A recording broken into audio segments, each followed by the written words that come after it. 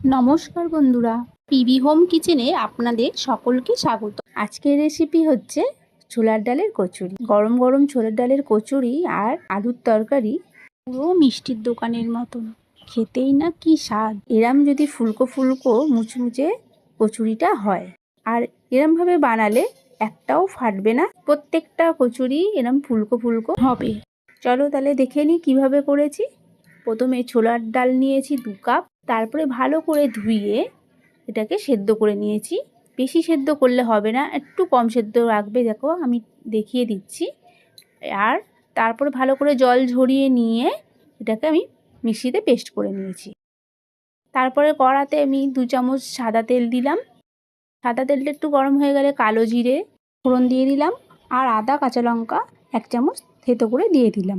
ভালো করে নেড়ে ছেড়ে তারপরে ওই ডালের গুঁড়োটা দিয়ে আবারও নেড়ে চেড়ে তার মধ্যে দিয়ে দিলাম আমি নুন আন্দাজ মতন, আর দিলাম চিনি আর 1/2 চামচ লঙ্কার গুঁড়ো। তারপরে নেড়ে চেড়ে হতে দেবো। এরপরে ভাজা মশলা করে রেখেছিলাম জিরে, ধনে, মৌরি, লঙ্কা আর ছোট এলাচ সব একসঙ্গে ভেজে গুঁড়ো করে 2 চামচ দিয়ে দিলাম। ভালো করে মিশিয়ে নেব। রেডি আমাদের ছোলা ডালের পুর। এদিকে ঠান্ডা করতে দিতে হবে। তারপরে আমরা ময়দাটা মেখে নেব। 1 কাপ নিলাম ময়দা আর 2 কাপ নিয়েছি আমি আটা। তোমরা পারলেও 3 কাপই তোমরা ময়দা নিতে পারো বা 3 কাপ আটা নিতে পারো। আমি এইভাবেই করেছি, খেতে কিন্তু খুব ভালো হয়। আর তারপরে নুন দিলাম আন্দাজ মতন, কালো জিরে আর চিনি, আর দিলাম আমি জোয়ান।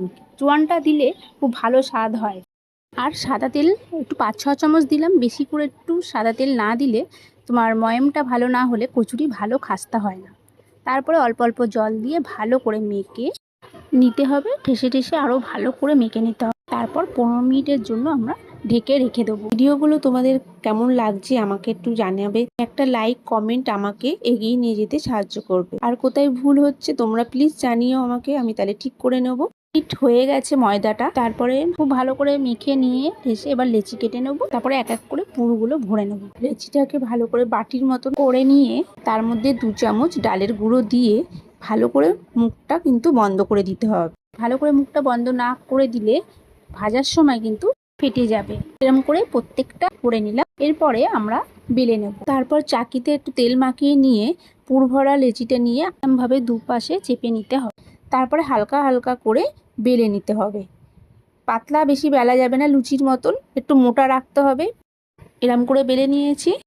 তারপরে এদিকে কড়াতে তেল গরম ভালো করে নিয়ে ভেজে নেব ডালপুরিগুলো। আর লুচির মতন কিন্তু সঙ্গে সঙ্গে হয়ে যাবে না, একটু এপিট উপিট করে লাল লাল করে ভেজে নিতে হবে। কচুরিগুলো দেখো কত সুন্দর ফুলে উঠছে। আর এরমভাবে করে দেখবে তোমরা, খুব সুন্দর হবে। প্রত্যেকটা এরমভাবেই আমরা পুরি ভেজে নিলাম ডালপুরিগুলো।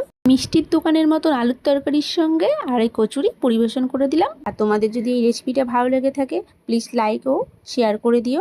আর যদি ইউটিউব থেকে দেখে থাকো তাহলে প্লিজ তোমরা সাবস্ক্রাইব করে রেখো, আর পাশে থাকা বেল আইকনটা প্রেস করে রাখবে, তাহলে সবার আগে ভিডিওগুলো তোমাদের কাছে পৌঁছে যাবে। ফেসবুক থেকে দেখে থাকলে ফলো আর লাইক করে দিও। সবাই ভালো থেকো।